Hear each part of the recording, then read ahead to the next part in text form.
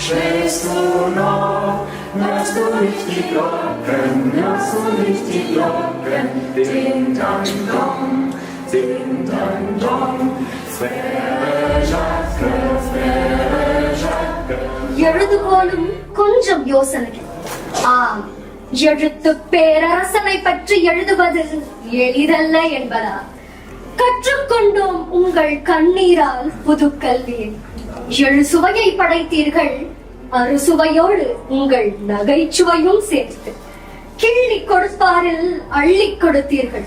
குழந்தைகளுக்காக நீங்களும் குழந்தையானீர்கள், உங்கள் உயர் பதவியையும் மறந்து.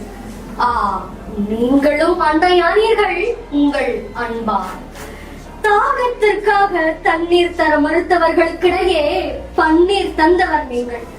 உணவிற்காக சண்டையிடும் மனிதர்களுக்கிடையே உள்ளன்போடு கவனித்த புனிதன் நீங்கள்.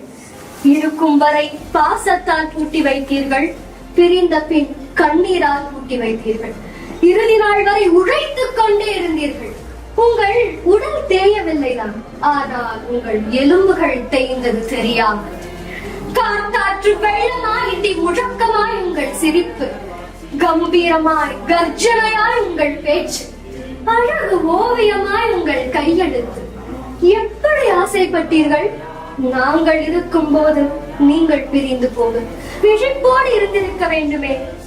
உங்கள் தைரியம் எங்களை உறங்க வைத்தது, நீங்களோ உறங்கிவிட்டீர்கள்.